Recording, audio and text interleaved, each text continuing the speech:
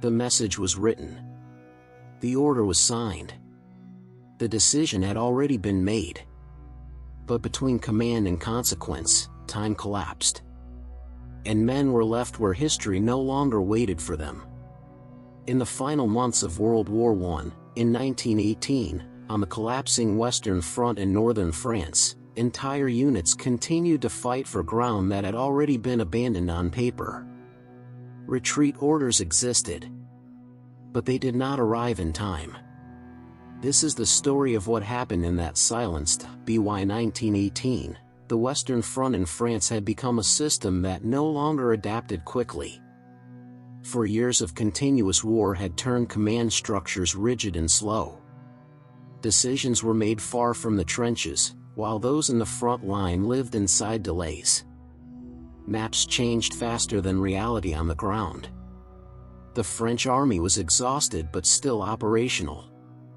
Many units had been rebuilt several times after catastrophic losses. Veterans fought alongside reservists and younger replacements. Experience varied. Confidence did not. Orders were expected to be followed precisely, even when conditions made them dangerous. Unauthorized retreat was still treated as a breakdown of discipline. During the spring and summer of 1918, German forces launched renewed offensives across several sectors of northern France. Their objective was speed. Shock. Penetration before Allied reserves could respond. French High Command began preparing secondary defensive lines further west. These plans required carefully timed withdrawals to avoid encirclement.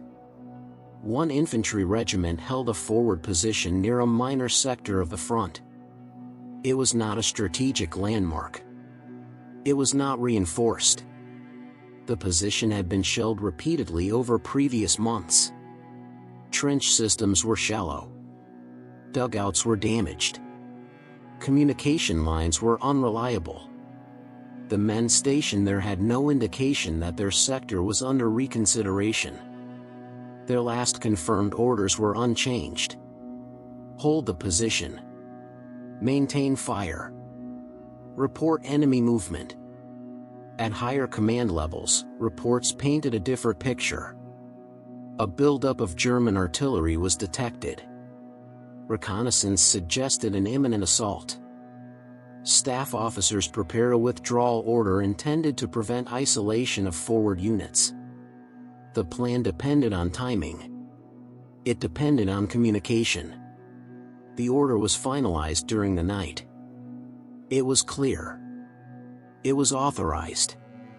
But reaching the front line required a functioning network that no longer existed. Telephone lines had been severed by shellfire. Visual signals were impossible under constant observation. A runner was dispatched with written instructions. He crossed open ground already under intermittent bombardment. He did not return. Morning came.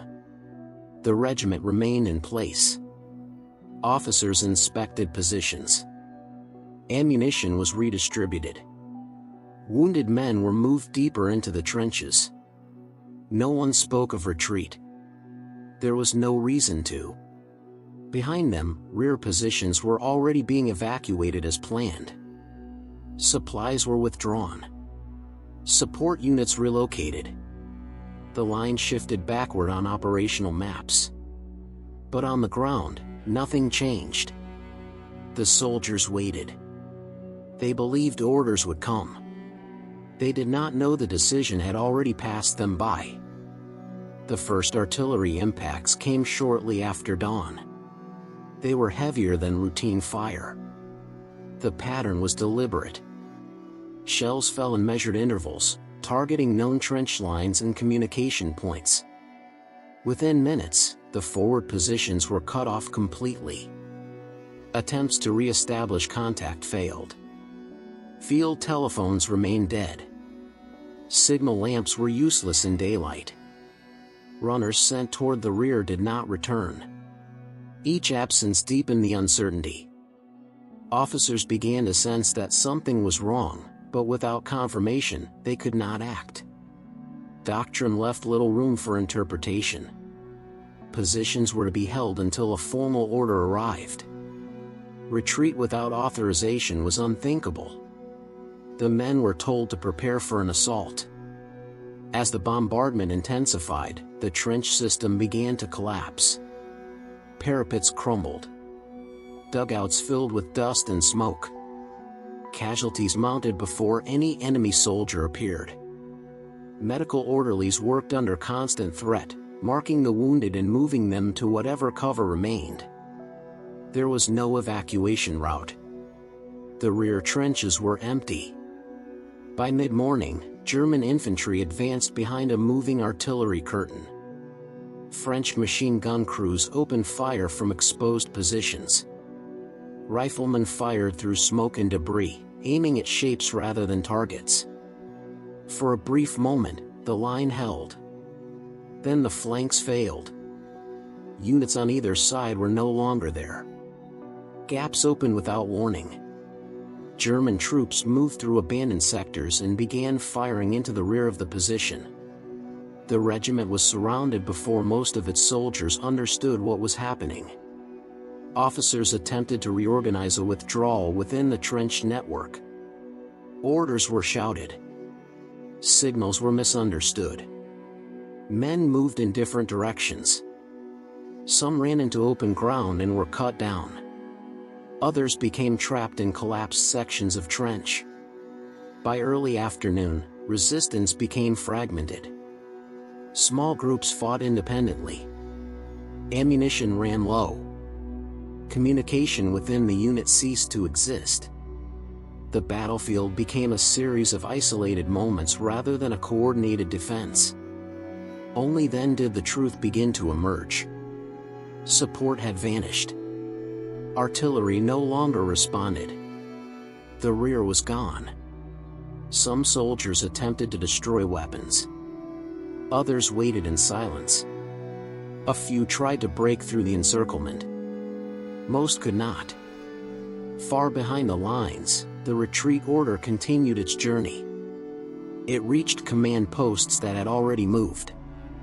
It arrived at locations that no longer mattered. The order was correct. The timing was fatal. By late afternoon, organized resistance had ended. What remained of the regiment existed only in fragments. Small groups of soldiers held isolated sections of trench or shell holes, cut off from one another and without command. The structure that had defined the unit for years had collapsed in a single day. German forces moved methodically through the position. They advanced cautiously, clearing trenches section by section. There was no need for speed. The outcome was already decided. French soldiers who attempted to continue fighting did so briefly, until ammunition was exhausted or wounds made resistance impossible. Many were taken prisoner where they stood. Others lay wounded in places that would not be reached until hours later. Some never were. The battlefield absorbed them without record. At the regimental level, no surrender was formally ordered. There was no flag raised. No signal sent. The unit simply ceased to function. Survivors later described a moment of realization rather than defeat. The understanding that no help was coming. The awareness that the line behind them no longer existed. In isolated pockets, officers attempted last movements westward. A handful of men broke through gaps before they closed. Most did not. Machine gun fire and artillery sealed the ground. Escape routes disappeared under smoke and shell bursts. By evening, German control of the area was complete. The position was no longer contested. Prisoners were gathered and marched away. Weapons were collected. The dead were left where they fell. There was no time for burial. The retreat order arrived that night. It was delivered to a command post that had already been abandoned. Clerks recorded its receipt. No unit remained to receive it. No officer remained to acknowledge it. Official reports written later reduced the event to brief lines. Unit lost during enemy advance. Communication failure. Delayed withdrawal. The language was precise and empty. No explanation followed. Casualty lists showed large numbers marked as missing. Families were informed without detail. Some soldiers would later appear in prisoner exchanges. Others never did. Their fate remained uncertain. Strategically, the loss changed nothing. The front stabilized further west. The war continued toward its final months. Commanders shifted focus to new sectors. But on that ground, time stopped. The regiment vanished between two lines on a map. Between an order and its arrival. When the area was reached again months later, there was almost nothing left to identify what had happened. The trench lines had collapsed into the surrounding earth, shell craters had filled with water and debris, and the ground no longer showed clear divisions between positions once held and positions once abandoned. No markers were placed to indicate where the regiment had been lost. There were no signs explaining why resistance had ended so suddenly or why so many men had vanished from the records at the same time. The landscape absorbed the event without distinction. Official documentation remained fragmented. Reports contradicted one another. Some soldiers later appeared on prisoner lists, confirming survival after capture. Others never appeared again in any formal register. Their status remained unresolved, suspended between categories that offered no clarity. Families waited for years. Letters were returned or unanswered. Notifications used neutral language that avoided detail, speaking only of disappearance during enemy action. For many, there was no confirmation of death, and therefore no closure. After the war, attention shifted toward outcomes that could be measured and explained.